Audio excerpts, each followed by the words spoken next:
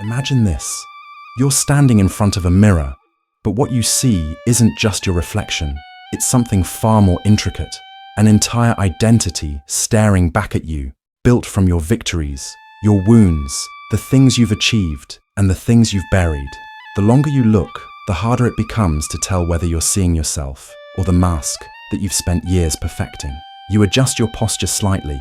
That's better. A little confidence, a little control. And yet, beneath that calm surface, a quiet unease moves like a current. You feel it when someone questions you, when you're ignored, when someone else succeeds faster, speaks louder, shines brighter. It's the whisper that says, you deserve more. It's also the echo that fears, you're not enough. That whisper, that tension, is the voice of the ego. Carl Jung once wrote that the ego is both the organizer of consciousness and the barrier to the self. In other words, it's the part of you that allows you to exist in the world, to function, to assert, to define. But it's also the part that blinds you from seeing beyond yourself. It is both the bridge and the prison. So ask yourself, what happens when the very thing that gives you identity also keeps you trapped inside it?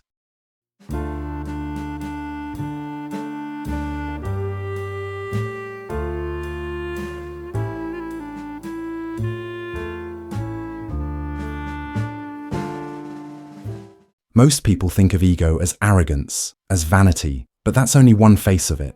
The other is quieter, more insidious, the ego that hides in humility, the one that wants to be seen as good, kind, selfless. The ego doesn't care whether you feel superior or inferior. It only cares that you remain defined, anchored in comparison, addicted to identity. You can see it everywhere. In the friend who constantly seeks validation, in the leader who confuses dominance with strength, in the artist who needs applause to feel alive. But you can also see it in yourself, in the way you defend your opinions, in the way you shrink when criticized, in the way you cling to the idea of who you are. The paradox is this: without ego, you dissolve into nothingness. With too much of it, you lose yourself entirely. The ego is both your armor and your cage. And maybe that's the reason you sometimes feel torn between the person you show the world and the one who watches from behind the mask. Between the version of you that fights for survival and the part that quietly longs for surrender. Between wanting to be seen and wanting to disappear. But what if the ego isn't the enemy at all? What if it's the misunderstood guardian of your psyche, protecting you from chaos, yet keeping you from truth?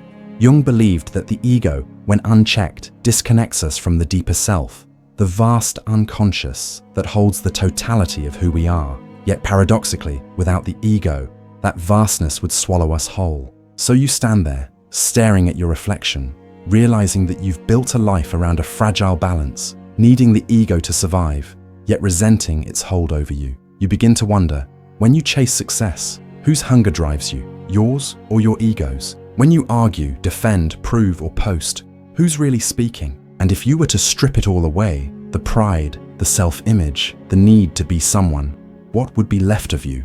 Would you still exist without the story you tell about yourself?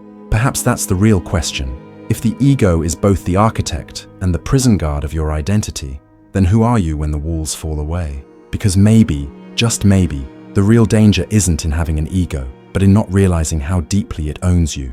And as you stand before that mirror, your reflection flickers, not as a face, but as a question, one that hums like a quiet storm beneath your skin. What if the self you're trying to protect is the very thing keeping you from being whole? You see, that moment before the mirror wasn't just poetic reflection. It was diagnosis. What you glimpsed in that uneasy stare was the most persistent illusion of the human mind, the belief that you are what you think you are. Carl Jung called the ego the center of consciousness, but not the center of the personality, meaning the ego is not you. It's merely the small island of awareness floating atop the ocean of your unconscious. Yet you've built your entire world upon that island. You defend it as if drowning lies beyond its shores. And maybe it does, because letting go of the ego, even slightly, feels like death. But here's the tragedy Jung warned us of.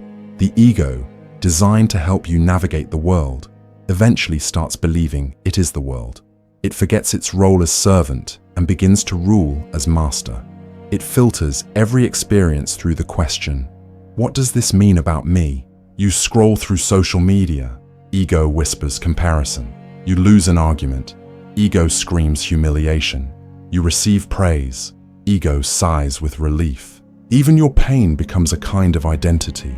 I'm the one who was wronged, you tell yourself. Or, I'm the one who overcame. The ego feeds on both victory and victimhood. Either way, it survives. Jung observed this through the lens of the persona, the social mask you wear to function in society. It's necessary, he said, but dangerous when mistaken for the self, because once you identify completely with your mask, you start performing your life rather than living it. You begin to curate emotion instead of feeling it. You edit yourself for approval and call it authenticity. And somewhere along the way, you lose sight of the one who is watching. Nietzsche too saw this. He warned that man, obsessed with defining himself, becomes a tightrope walker suspended over an abyss. To live authentically, one must balance between chaos and order, instinct and reason, humility and pride. The ego is the rope itself, thin, trembling, essential, yet perilous. But why is it so hard to see this in ourselves? Because the ego isn't external. It's woven into perception itself. Every thought of I, me, or mine carries its fingerprint. You can't think your way out of ego because the one doing the thinking is the ego. That's the paradox Jung called the trap of identification, and society reinforces it. From birth, you're told to stand out, to be someone, to make your mark. The modern world worships visibility, but Jung's psychology reminds us that individuation, the process of becoming whole, requires invisibility at times. It demands descent into the unconscious, into shadow, into all the things your ego refuses to acknowledge. Because everything the ego denies becomes shadow. Your envy, your fear, your inferiority, your longing to be more. The more you repress them, the more power they gain. Jung said, what you resist not only persists, but grows in size. So while you polish your image, the unacknowledged parts of you gather weight in silence, until one day they rise, demanding to be seen. That's when your carefully curated identity begins to crack. You might call it burnout, crisis, heartbreak, or depression. Jung called it the confrontation with the unconscious. It's not destruction, it's revelation. It's the psyche's way of saying, enough pretending, it's time to meet the rest of you. And here's where the paradox sharpens. You need the ego to descend into the unconscious, but the very descent threatens to dissolve the ego itself. The same structure that built your sense of I must be broken open to reveal something vaster, the self, the totality that Jung said encompasses both light and shadow. It's terrifying, isn't it? To realize that your entire life might be a performance your ego wrote just to feel safe. To realize that the voice you've always called you might only be a narrator, well-meaning, but unreliable.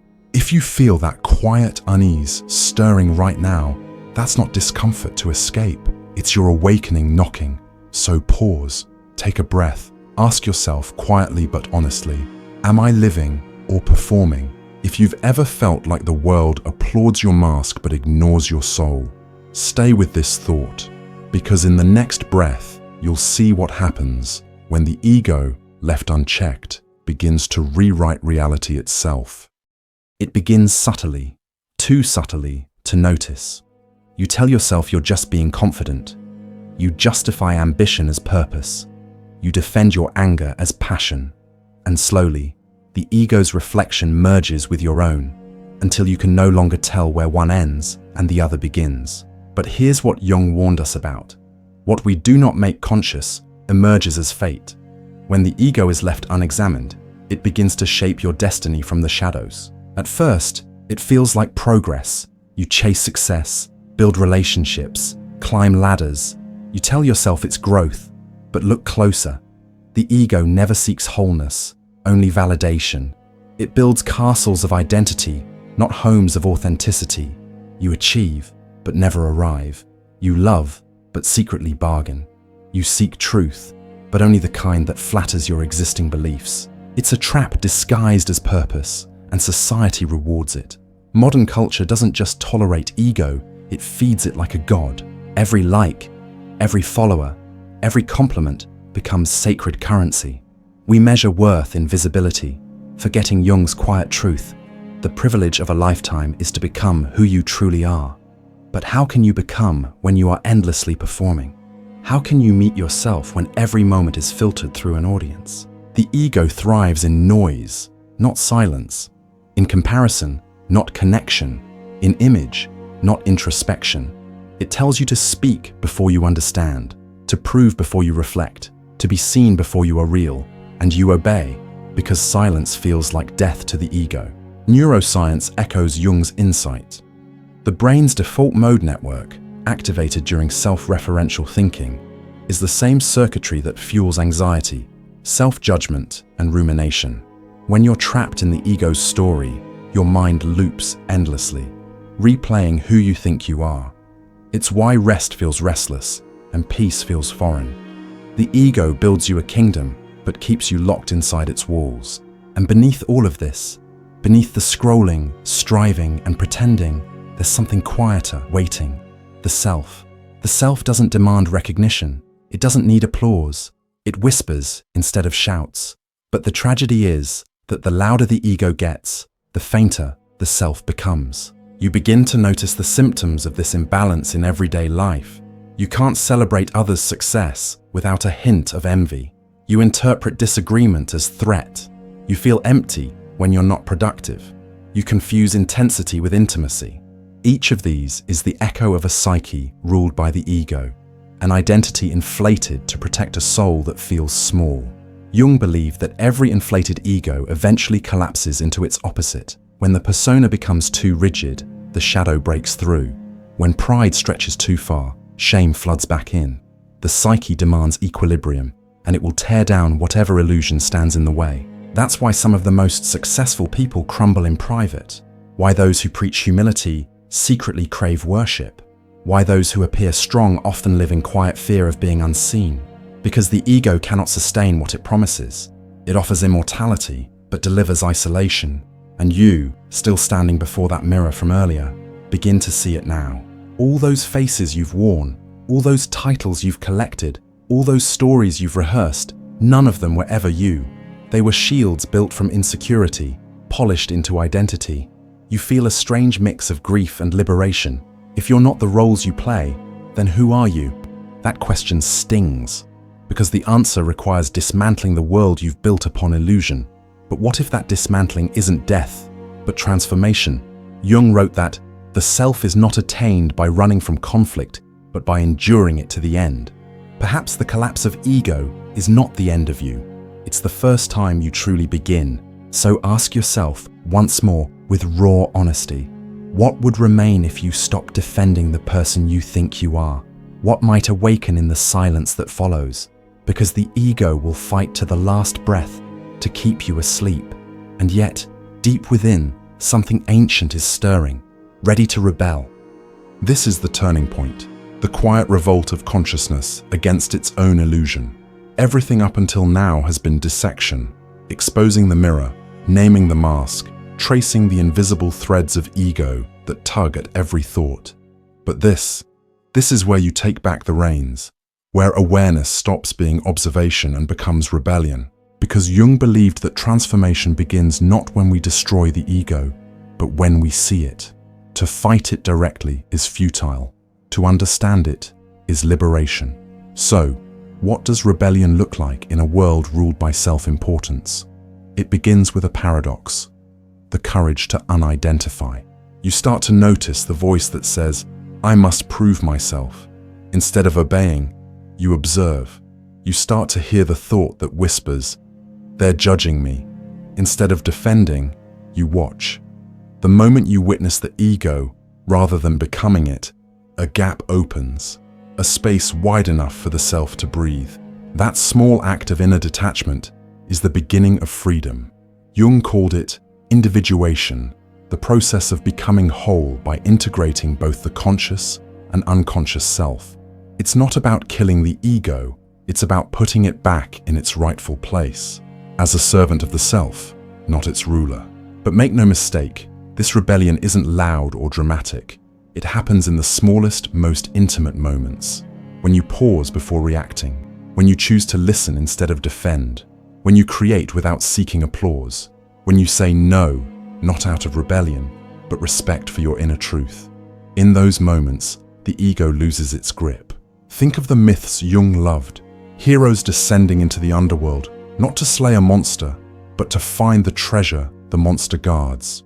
That monster is the ego's fear of annihilation. The treasure is consciousness. You can't claim one without facing the other. Nietzsche once wrote, "Become who you are," but he didn't mean invent yourself. He meant remember yourself, the self that existed before titles, achievements, or opinions, the quiet, vast awareness beneath identity. And here's the secret: the ego doesn't want you to know. Surrender is not weakness. To release control, to admit uncertainty, to face your own shadow, these are acts of unimaginable strength. Jung said, there is no coming to consciousness without pain. And yet beyond that pain lies the integration that heals the split between who you are and who you pretend to be.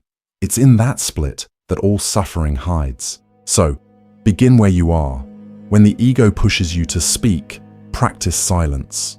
When it tells you to compare, practice gratitude. When it demands control, practice trust. Every act of awareness weakens the architecture of illusion. This is not a quick rebellion, it's a lifelong one. You are undoing decades of conditioning, centuries of inherited pride, the entire scaffolding of I. But the reward is immeasurable, the return of authenticity. Because the moment you stop performing, life stops being a stage and becomes a mirror, reflecting not the image you've built, but the soul that's been waiting to be seen. And somewhere along the way, the inner noise begins to fade. The world feels less like a competition and more like a conversation. People stop being rivals and start being mirrors themselves, each encounter reflecting another fragment of your unconscious, inviting you to grow. You start realizing that freedom was never about rising above others, but rising into yourself. And as you feel this shift, the rebellion doesn't feel like defiance anymore. It feels like coming home. But the ego isn't done yet. Even in awakening, it will disguise itself as enlightenment. It will whisper, "Now you're special. Now you're wise." It will turn spirituality into superiority, humility into performance. That's its final trick, the enlightened ego, subtle and seductive. So how do you guard against that? How do you live awakened, but not inflated? To answer that, you must go deeper, beyond rebellion, beyond insight, into the final revelation Jung devoted his life to unveiling. Because the truth is, even after you've dismantled the illusion of self, one question still lingers in the silence. If the ego was never truly me, then who or what has been watching all along? And so we arrive at the silence beyond thought, at the space where the mirror no longer reflects but dissolves. The rebellion has stripped away the armor, the masks, the endless performance of self. Now only one question remains. If the ego was never truly you, then who remains when it falls silent? This is the moment Jung called the encounter with the self, the realization that what you are cannot be confined to the narrow borders of I. The self is not your personality, not your memories, not even your consciousness as you know it. It is the totality of your being, the infinite ground upon which your thoughts rise and fall like waves. You begin to see that every story the ego told, of pride, shame, ambition, pain, was only the flicker of light against the vastness of an unbroken sky. And that sky is you. It's unsettling at first. You've spent a lifetime believing in the solidity of your identity, and now you sense its illusion, like waking from a dream you mistook for reality. But in that disorientation, something beautiful happens. Peace, not the fragile calm of control, but the deep stillness that comes when you no longer need to defend who you are. Jung wrote that the self is both the goal and the origin. It's where you came from and where every struggle has been leading you back to. The ego thought it was building you, but it was only carving the space for something greater to emerge. Now you begin to understand why the ego was a two-sided sword. One edge carved your individuality, your strength, your capacity to survive. The other edge cut you off from your wholeness, but both were necessary. Without the wound, you would never have sought healing. Without the false self, you would never have yearned for the real one. And perhaps that is the final paradox. The ego was never your enemy. It was your teacher, the fire that burned away illusion until only truth could remain. So now, when you look into that mirror again, the reflection has changed. You don't see the mask or the shadow. You don't see the fragile image of who you were trying to be. You see someone infinitely wider, someone who no longer asks, "Who am I?" but whispers, "I am." You realize that the journey was never about becoming perfect. It was about becoming whole, about holding both light and darkness, success and failure, pride and humility, without needing to reject any of them. Because true awakening isn't escaping the ego. It's integrating it. It's thanking it for protecting you, and then inviting it to rest. And in that stillness, the war within finally ceases. You don't need to win anymore, or prove, or perform. You simply are. You are the mirror and the reflection, the dream and the dreamer, the sword and the one who forged it. And as this realization sinks deeper, the world itself feels softer, because you finally see it not as something to conquer, but as something to understand. Every person becomes a reflection of your own unfolding self. Every conflict becomes a mirror showing where you've yet to heal. Every moment becomes sacred. The ego will return, of course. It always does. But now, you will meet it differently. Not as an enemy, but as an old companion. You'll smile at its fears, thank it for its vigilance, and then return to that quiet space of awareness where you are free again. So perhaps the real mastery isn't in killing the ego, but in learning to hold it gently. Because only when you can face your reflection without needing to change it, have you truly seen yourself. If this journey resonated with you, if it made you pause, reflect, or feel that quiet shift within, share it. Someone else may need to hear it. Comment your thoughts below. What part of your ego are you learning to make peace with? And if you want to keep exploring the depths of psychology, consciousness, and the human spirit, subscribe. Join this circle of minds seeking not perfection, but wholeness. Because awakening isn't a destination, it's the moment you choose to see and keep seeing.